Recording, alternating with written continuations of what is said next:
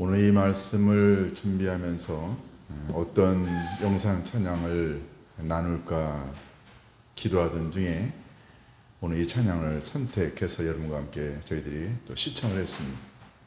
제가 개인적으로 이 찬양을 좋아하는 이유는 내 손을 예수님의 손에 포개고 내 발을 예수님의 발에 포개고,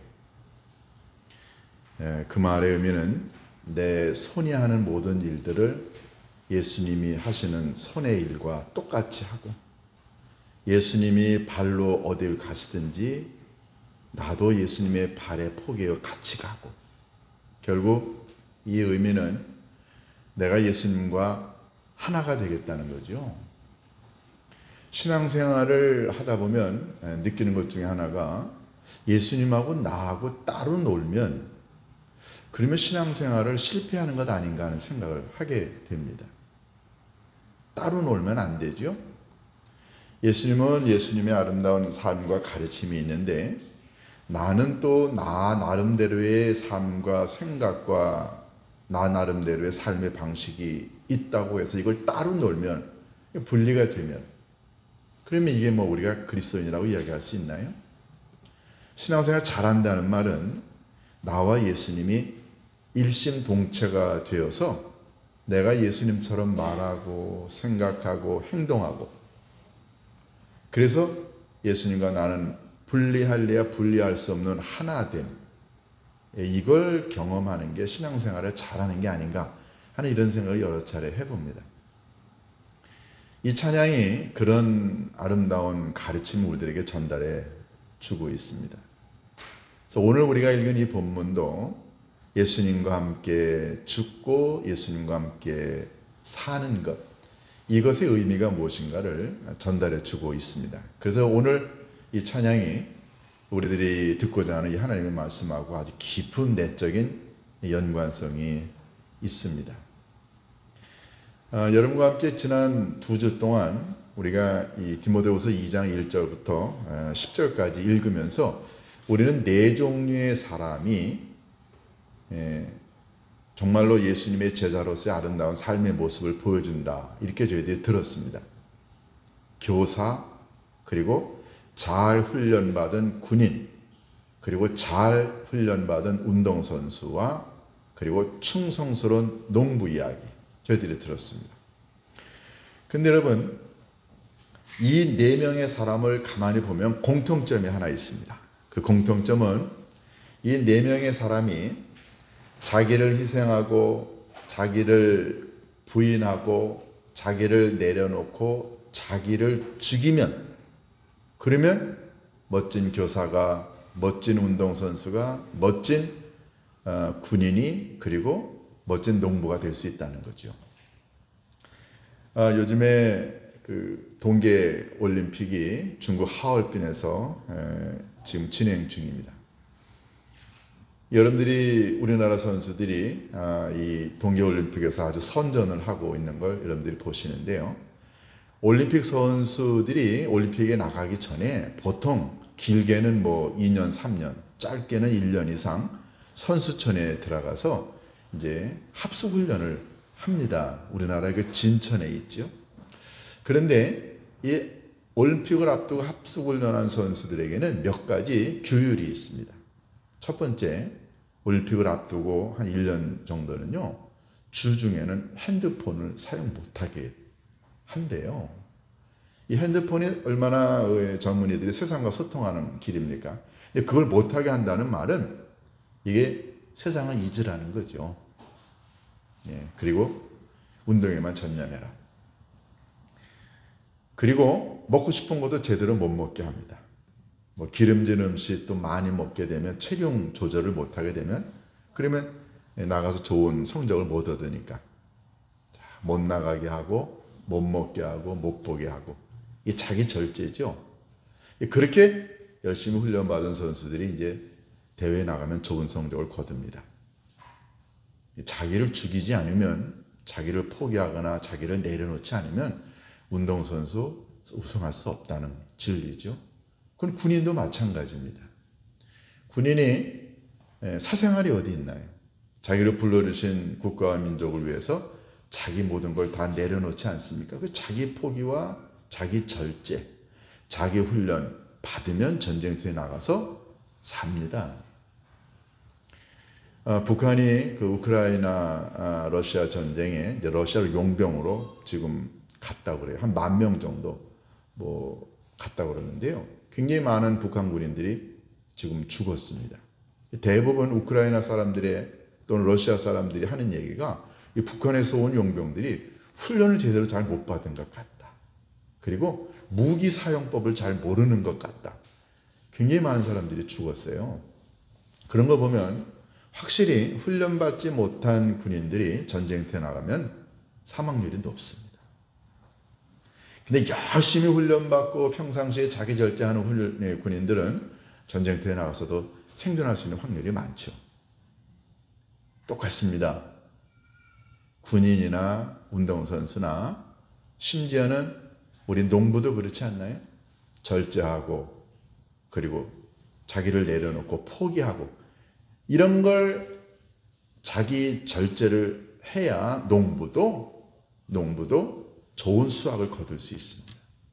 이런 걸 보면 이 진리는 너무너무 아주 명확합니다. 자기를 포기하고 절제하고 죽이지 않으면 승리할 수 없다는 이야기죠. 사도 바울이 이 이야기를 지난 2주 동안 우리 본문을 통해 하셨습니다. 근데 오늘 우리가 읽은 본문은 이런 이야기의 결론 부분이라고 이야기하면 됩니다. 교사가 학생들을 포기하지 않고 그리고 힘들다고 어렵다고 교사가 그 교직, 그 신성한 교직을 포기하게 되면 학생들은 어떻게 되나요? 군인이 그렇고 운동선수가 그렇고 농부가 그렇듯이 다 자기 절제와 그리고 자기를 죽이는 그런 행위를 할 때 승리를 얻을 수 있듯이 사도 바울이 오늘 본문에서는 우리가 예수님과 함께 죽어야 우리가 예수님과 함께 살아날 수 있다고 이야기합니다. 교사가 군인이 그리고 운동선수가 농부가 자기를 절제하고 죽일 때 승리할 수 있듯이 우리도 예수님과 함께 이제는 죽어야 한다는 거예요. 자, 그러면 묻게 되는 질문이 있습니다. 아니 예수님과 함께 죽는다는 건 도대체 무슨 말이야? 여러분과 제가 물을 수 있잖아요. 오늘은 요 11절만 가지고 예수님과 함께 죽는다는 의미가 뭐고 또 죽으면 다시 산다는 의미가 뭔가 요 부분에만 좀 초점을 맞춰서 말씀 한번 나눴으면 좋겠습니다.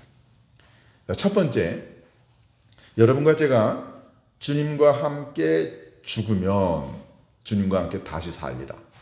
사실은 사도 바울이 예수님과 함께 죽으면 다시 산다는 이 이미지는 예수님이 여러 차례 복음서에서 사용하셨어요. 여러분이 잘 아시는 내용 이런 게 있죠. 예수님이 뭐라고 했습니까? 한 알의 밀알이 땅에 떨어져 죽으면 그러면 많은 열매를 맺나니 그랬어요. 예수님 밀알이 씨앗이 죽으면 그러면 열매를 맺는다. 이 이미지 아닙니까? 죽으면 살리라. 사도 바울이 이 예수님이 하신 말씀의 의미를 완벽하게 이해했습니다. 그래서 사도 바울이 그가 쓴 편지 몇 곳에서 이런 이야기를 합니다. 먼저 로마서 6장 8절에 보면 이런 구절이 있어요. 만일 우리가 그리스도와 함께 죽었으면 또한 그와 함께 살 줄을 믿는다. 지금 우리가 읽은 이 본문은 디모데후서인데 이미 로마서에서 그런 얘기를 했고요.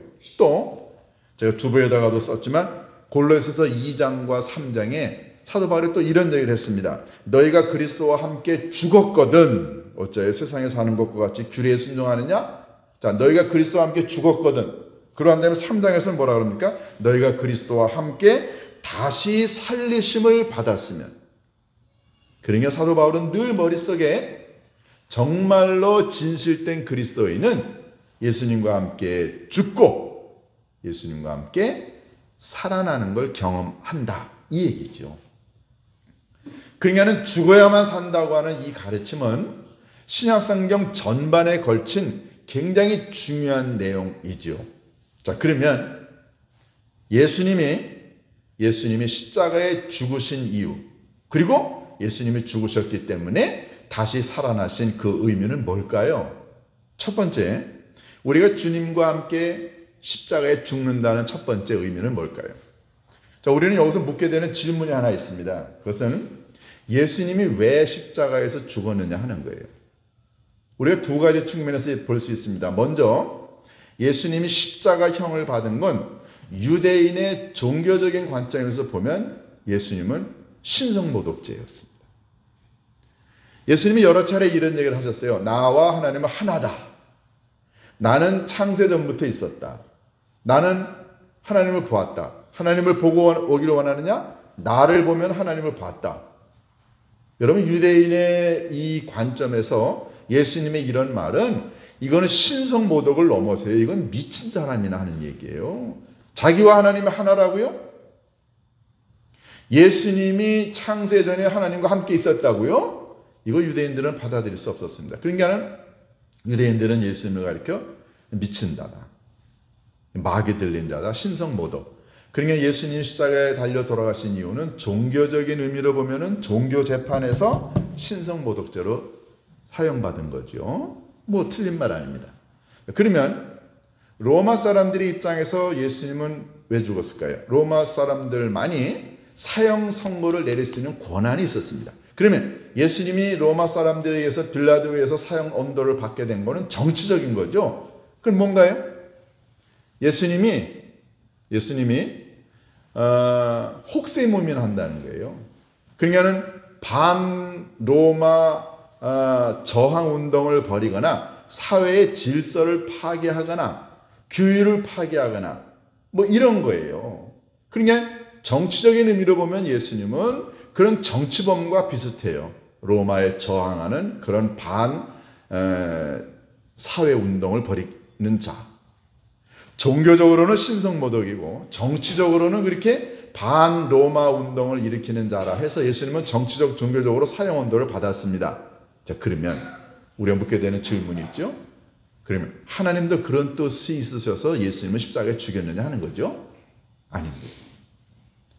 아버지 하나님은 예수님을 십자가에 못 박아 죽이실 때 종교 재판의 결과로 정치적인 그 희생양으로 예수님 죽인 게 아닙니다.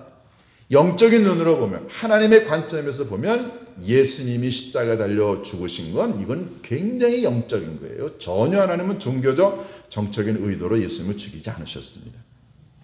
그래서 우리가 묻게 되는 질문, 그러면 예수님은 어떤 영적인 의미에서 십자가에 죽으셨는가 하는 거죠. 첫 번째, 예수님이 십자가에 죽으신 첫 번째는 이것은 율법주의를 타파하기 위함이었습니다. 여러분, 예수님 이전에 사람들은 어떻게 해야 구원을 받는다고 여겼나요? 다 행위입니다.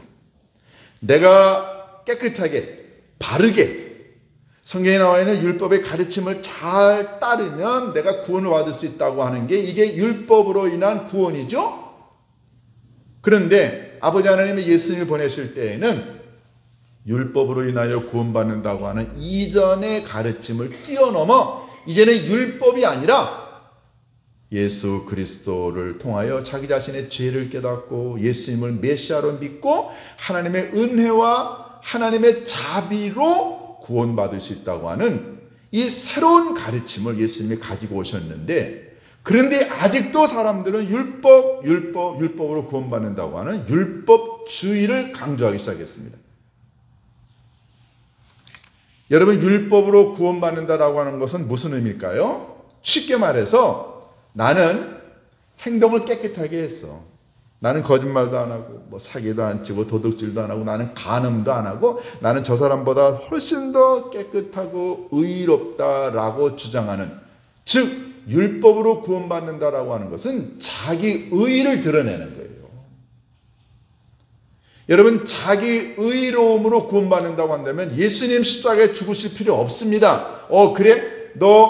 네가 의롭게 바르게 깨끗하게 살았으니까 그걸로 네가 구원받을 수 있다. 예수님이 왜 십자가에 죽으셔야 됩니까? 사도 바울이 에베소서 2장 8절에서 이런 얘기를 했습니다. 너희는 그 은혜에 의하여 믿음으로 말미암아 구원을 받았으니 이것은 너희에게서 난 것이 아니요 하나님의 선물이라. 그리고 뭐라고 그랬나요? 행위에서 난 것이 아니니 아무도 자랑하지 못하게 함이라. 행위에서 구원이 난 게 아니다. 무슨 말인가요? 율법으로 내가 좀 더 깨끗하고 의롭고 바르기 때문에 내가 구원받았다고 하는 게 이게 아니라는 거죠. 예수님 이전에는 많은 사람들이 율법 준수로 행위로 인하여 구원 얻을 수 있다고 하는 이 사상에 사로잡혀 있었는데 하나님은 예수님을 보내시면서 이 율법주의를 완전히 타파하시길 원하셨어요. 그래서 누구든지 예수 그리스도를 믿고 죄사함을 받으면 구원을 얻게 하셨습니다. 이게 가장 중요한 예수님 십자가에 죽으신 이유죠. 율법주의, 다시 말해서 자기 의로움과 자기 자랑, 자기 희생, 자기 업적을 내려놓으라는 거예요. 여러분 이게 왜 중요한가요? 이게 목사로서 목회를 하다가 보면은 많은 성도님들을 만나게 되는데 제일 다루기 어려운 사람 누군지 아세요? 자기 의를 자랑하는 사람. 자기 행위를 자랑하는 사람. 내가 누구보다 더 깨끗하고 누구보다 더 열심이고 누구보다도 더 희생했고 헌신했고 자기가 제일 잘났다고 생각하고 모든 걸 다 자기가 했다고 주장하는 자기 의로움, 자기 행위를 강조하는 것. 여러분 이거요 어마어마한 죄입니다. 그러니까 믿음이라고 하는 것은 나를 죽이고 나를 내려놓고 내 의를 다 묻고 나는 정말로 이 쓰레기 같은 존재입니다.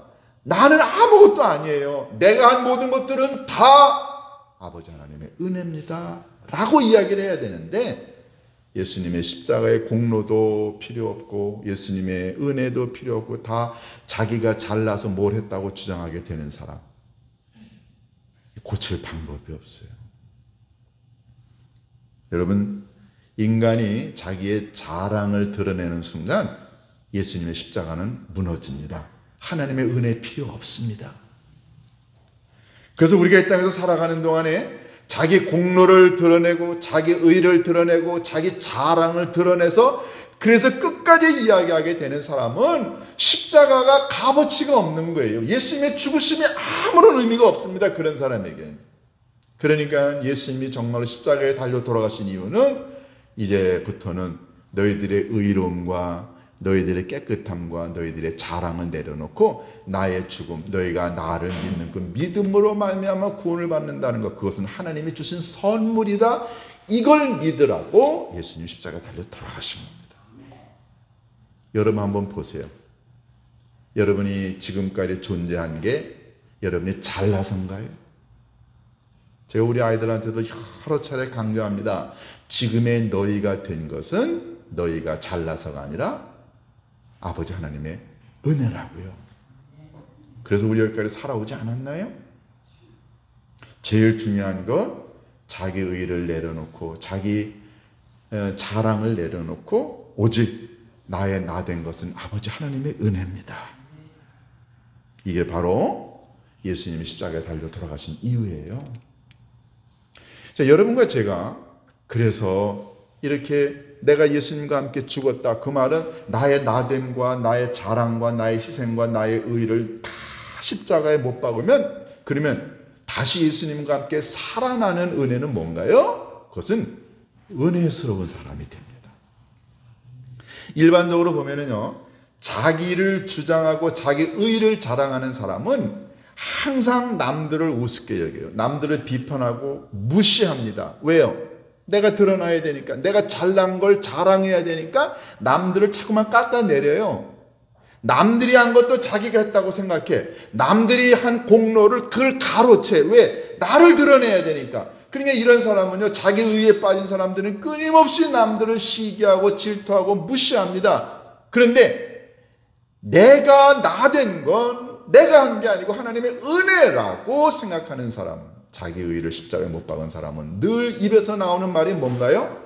하나님의 은혜입니다. 하나님의 은혜예요. 하나님이 돌봐주시고 하나님이 자비를 베풀어 주시고 하나님이 축복하셔서 내가 여기까지 왔습니다. 그게 말이 달라져요. 은혜스러운 사람. 여러분, 은혜스러운 사람은 성경에 나와 있는 그 어떤 개념을 사용하는 사람이 은혜스러운 사람이 아니고요. 정말로 마음에서 내가 한 게 아니고 이건 하나님의 은혜입니다를 고백하는 사람이 진짜 은혜스러운 사람 아닌가요? 저와 여러분이 자기 의를 자랑하지 않고 이런 은혜스러운 정말로 나의 나됨을 하나님의 은혜라고 고백하는 그런 믿음의 사람이 될 수 있기를 바랍니다. 두 번째, 우리가 예수님과 함께 십자가에 못 박혀 죽는다는 말은 그것은요, 과거의 우리의 죄와 욕심과 유혹에 대하여 죄를 십자가에 못 박아 죽인다는 겁니다. 여러분과 제가 예수님을 믿겠다고 다짐하고 고백하는 순간 우리가 그동안에 과거에 지내왔던 모든 것들이 한순간에 바뀌나요? 안 그렇죠. 그렇지만 적어도 여러분과 제가 예수님을 믿겠다고 다짐한다고 하는 것은요, 과거에 내가 가지고 왔던 나의 생활 습관과 죄, 유혹, 욕심, 이걸 이제 앞으로는 내가 십자가에 못 박고 나 좀 다른 사람으로 변화되겠다라고 하는 약속 아닌가요?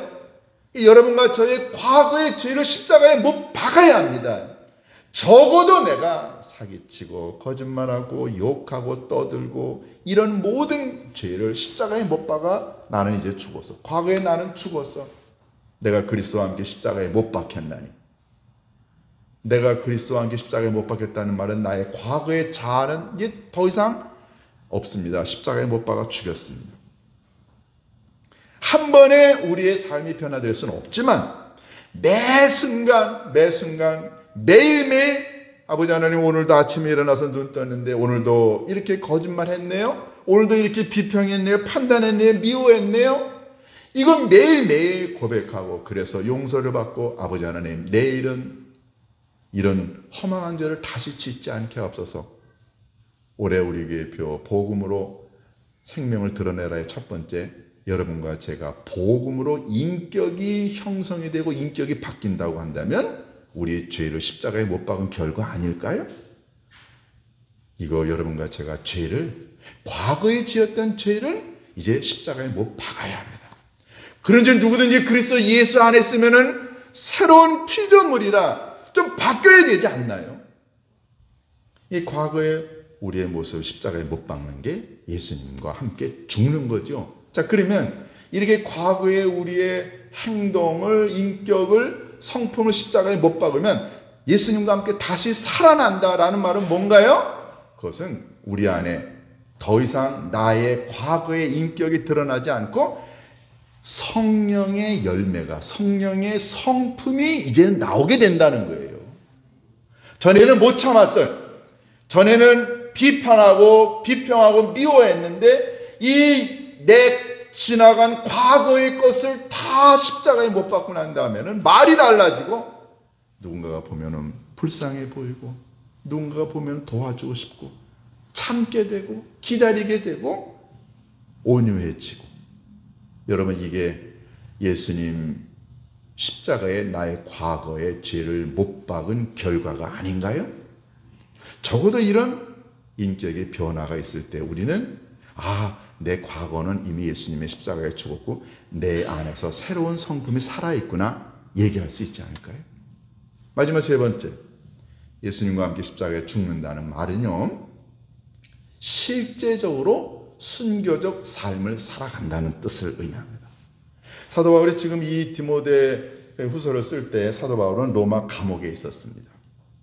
로마 감옥에서 재판을 받게 되면 사형언도를 받으면 참수형이었어요. 목을 도끼로 내리쳐서 목이 잘라지는 게 참수형입니다. 사도 바울이 지금 그걸 지금 받기 직전입니다.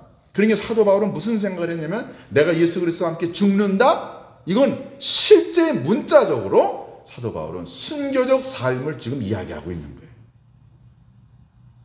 여러분, 선교사님들 가운데 그런 분들이 얼마나 많나요? 우리 주기철 목사님이 그러셨습니다. 손양원 목사님이 그러셨고요. 요즘 현대에도 우리 전 세계에 나가 있는 선교사님들 정말 오지에서 토지병 걸리고 그 지방에 그 병 걸려서 목숨 내놓고 하시는 분들이 얼마나 많아요. 순교적 삶 아닌가요? 내가 예수 그리스도와 함께 십자가에 죽는다라는 말은 내가 복음을 증언하고 선교하다가 그 자리에서 내 육신이 죽을 수 있잖아요. 자, 그렇게 되면 그게 하찮은 개죽음인가요?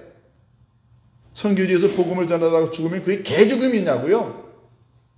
예수 그리스도와 함께 순교적 삶을 살다가 죽으면 예수님께서 그 사람에게 하나님의 나라에서 영원한 생명의 면류관을 주시지 않나요?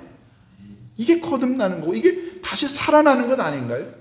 적어도 우리가 이 땅에서 사는 동안에 그런 순교적 그런 생각, 그런 마인드를 가지고 살아야 하지 않냐는 거예요.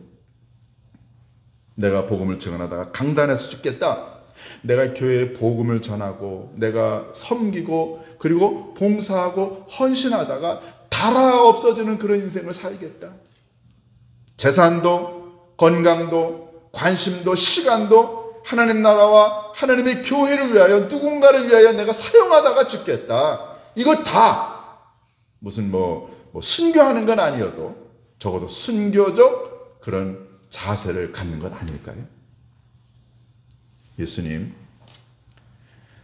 이렇게 순교적 생각을 갖고 살아가는 자들에게 아버지 하나님의 나라에서 그들에게 영원히 살 수 있는 왕노릇하며 살 수 있는 의의 면류관으로 그들을 다시 일으켜 세우십니다.